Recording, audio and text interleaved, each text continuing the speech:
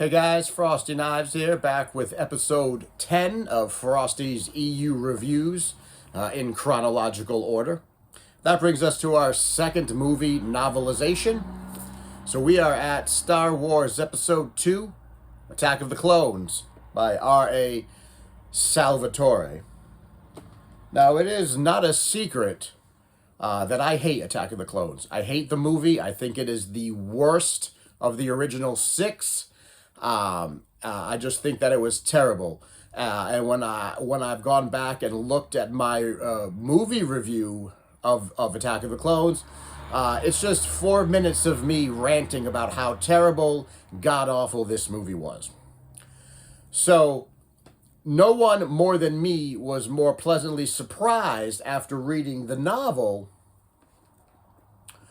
that I actually thought that the novel of this movie was better than the movie. Now, back when we did the Phantom Menace review, the book review, I told you that there was not really any reason for you to read the Phantom Menace book, that it doesn't add that much more to the movie, that I could recommend that you would read it instead of watching the movie. I just recommended that you watch the movie instead of reading the book, and then just sort of look up what all of the sort of additional scenes were. The opposite is true in this case. In this case, I am going to say that I think you should read the book rather than watch the movie, because this is one instance where the book, in my opinion, makes the terrible story of the movie a little more palatable, a little more easier to digest. So let's talk about that. So what were the reasons that I thought, or that many people thought, that Attack of the Clones was a garbage movie? Well, let's rattle them off. The pacing was terrible of the movie. Things were just going, it didn't make a lot of logical sense of what was going on. Everything was really, really fast. The pacing was really awful. It seemed like it was just kind of all over the place. The dialogue was wooden, was terrible. Nobody speaks that way, especially the romance between Padme and Anakin. Nobody speaks that way, so the dialogue was atrocious, and the acting was wooden. And a lot of people had problems with the romance angle between Anakin and Padme. So let's talk about that. Well, right off the bat, we don't have to worry about wooden acting in a book. They can act however we want them to act in our minds as we're reading. So we can just scratch that off right off the bat. We don't have to deal with all of the terrible acting that we saw in the movie. The pacing of the book was pretty good. What R.A. Salvatore actually did was he took the movie, which was terrible, and the story of the movie, and he smoothed it out. He fleshed it out. He rounded off and smoothed all the rough edges. He added a lot to this book. He added so much to this book that I wouldn't want to go through all of what he added, but he added quite a lot. And it smoothed out the story. It added a lot more flavor. It added a lot more story. It filled in some, not plot holes, but it filled in some of the plot along the way. So it made for a much more smoother ride. Now, to be fair, the story in the book doesn't really diverge from the story in the movie. It's the same story. But what he did was he added flavor to it. He added things to it that made it more enjoyable to read than it was to watch. So the pacing in the book was really good. Now, there were a couple of areas in the book where the pacing sort of bogged down. That was in the action scenes, specifically the Zam Weasel fight, where they were chasing her through Coruscant. The ending battle on Geonosis felt really rushed. There was a lot going on, and it was just compacted into about 20 pages. So a lot of those big movie action scenes sort of suffered in the book. It was hard to follow. There was a lot going on, and it was like super condensed. But the rest of the story flowed a lot better than it did in the movie. So that was a bit of a plus on my side. And what it did was he actually gave a lot more backstory to a lot more people. So there's a lot of backstory for Shmi in the book. In the movie, Shmi was really only around for about 3 minutes, just long enough to die, just long enough to be a plot point to enrage Anakin to send him on his dark side murder spree. But we get a lot more of Shmi in the book. We get her backstory. We get the story of her and Klieg, her life with Owen and Beru and Klieg on the moisture farm, sort of how they met, a little bit about their life, going up to the point where Shmi gets abducted by the Tusken Raiders. So there's a lot more Shmi in here, and it's sort of peppered through the book, which I found to be great. I enjoyed that. We get to see Anakin's nightmares in the book. He talks about that in the movie. He says, "Master, I can't sleep. I'm having nightmares." And it's kind of a throwaway line. They don't really talk about it. We just know that Anakin is having nightmares, and Obi-Wan never really addresses it. Well, they address it in the book, and we get to see some of the nightmares that he's actually having. R.A. Salvatore describes some of these nightmares that he's having. And it gives another layer to Anakin, and it makes him a little bit more of a sympathetic character because we get to see some of what he's going through with these dreams and nightmares. So that fleshes out that part of Anakin's character. We get to see some of his struggle, some of his feelings, some of his guilt feelings that he's having about leaving his mother behind, and he's worried. What do these dreams mean? Are they dreams? Are they stress? Are they anxiety? Is it a vision? We don't know. He doesn't know. He's wrestling with that, and Obi-Wan has no help with that. So that was good to see. Jango and Boba get fleshed out. We get a backstory, a little bit more of a backstory for Jango, and a little bit more of a backstory for Boba. It dives in a little bit more for Jango's motivation for why he took this job, why he wants to be the source for the clone army, what he's doing. Really, it's a source of money for him. It's a good revenue stream, and he wants to take that money, and then he wants to take Boba, and they want to disappear somewhere and just find a planet and go have a life. So you really get the feeling in the book that he really wanted Boba not just to pass on his legacy, not to have an unaltered clone, to pass on his legacy and his knowledge to, but he really wanted a son. He really wanted that kind of connection, and you find that in the book. So it really sort of fleshed out Jango's backstory a little more and fleshed out Boba's backstory a little more. So I appreciate all of that. Those are the little things, some of the little things that R.A. Salvatore did to flesh out this atrocious story and to make it a little bit more enjoyable. Now, he didn't change the story dramatically. It's still the same thing, but it's a little easier to digest. So that's a little bit about what he added and a little bit about the pacing. The dialogue is still, the wooden dialogue is still there, but he added more dialogue. He added more of his own dialogue. So while some of those lines that Anakin delivered that were so god-awful in the movie, they still find their way into the book. There's a lot more organic dialogue between Anakin and Padme, between Anakin and Obi-Wan. There's a lot more dialogue that makes sense.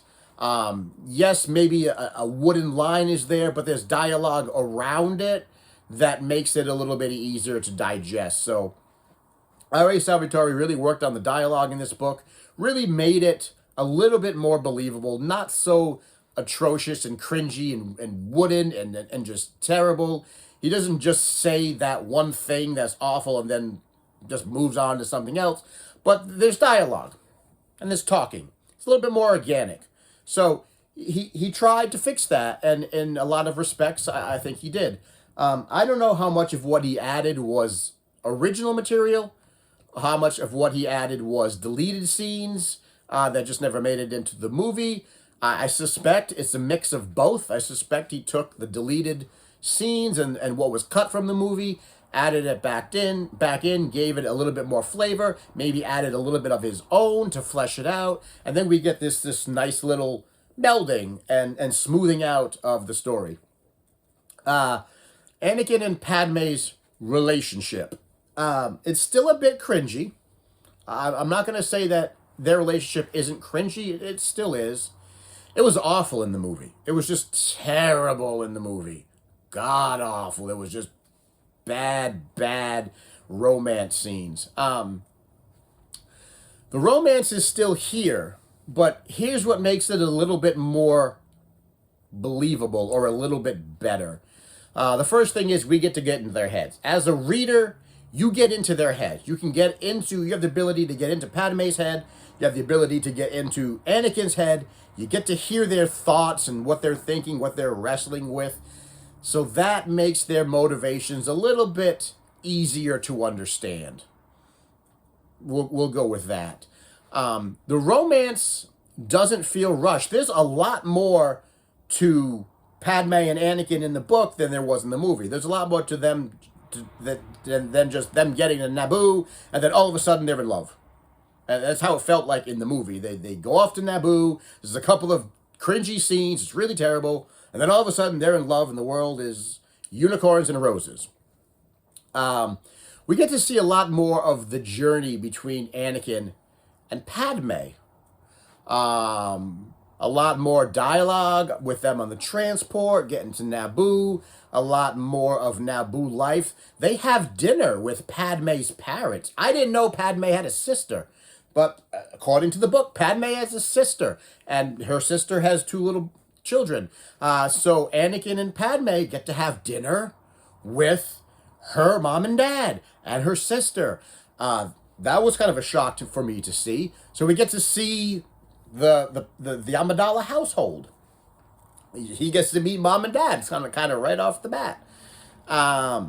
There's more of things that they do. There's like a pontoon. There's a lake scene. There's other scenes in there. So it's a little bit more of a slow burn for the romance. Really, and we really see how much the death of Anakin's mother plays into that romance, because we get to see, again, in the characters' heads, we get to see how Anakin feels about what he did, how Padme feels about what he did, how it affects everybody, how it affects how she feels about him. So the ability to get into the character's head really helps you understand where they're coming from with the romance. It doesn't seem as out of left field as it does in the movie. You may not agree with some of the decisions, but at least you understand why and how these feelings may have grown. The movie, the scene where Anakin rescues his mom and slaughters the Tuscans in the book, and that's a pivotal scene, right? That's the pivotal character moment for Anakin in the movie, is the death of his mother and the slaughter of the Tuscans. It was really well done in the book. I was really impressed by how it was well done in the book. It was gruesome. It was brutal. It was a little bit heart-wrenching. He really describes how Anakin slaughters the village. But he also describes what Anakin is feeling. How he's feeling guilty about. How he's enraged and he's pissed off and he's enraged that he couldn't, that not so much that the Tuscans killed his mom, but that he couldn't save her. He wasn't fast enough. He wasn't good enough. He wasn't there. He wasn't powerful enough. And how that rage spurned him on to do what he did. How he felt out of control. How he knew that he was doing wrong. And he knew that he was doing against the Jedi code. But he couldn't stop himself. The rage just overtook him. And then after it was done, he felt guilty about it. He said, I know I should be better than this because they teach me this. And I know in my heart I should be better. but I just couldn't help myself. I was out of control. And what he wrestled with after that, it was just all well done. And I think it made that scene a little bit more impactful. And we get to understand a little bit more about what was going through Anakin's head. That's really the biggest takeaway from this book. Being in the character's head, you really get to understand where they're all coming from, what their motivations are. You didn't get that in the movie, of course, because we don't have that ability in the movie. That has to be conveyed through action. Their motivations and their thoughts have to be conveyed through their actions and their dialogue, and it was just garbage in the movie. So I'm glad we got to hear at least their inner thoughts. We got to see where they were coming from, what they were thinking about, what their choices were, why they were doing what they were doing. Still the same movie, but it's easier to digest. He added spice to it. He added flavor to it. He smoothed things out, and he made it easier to digest.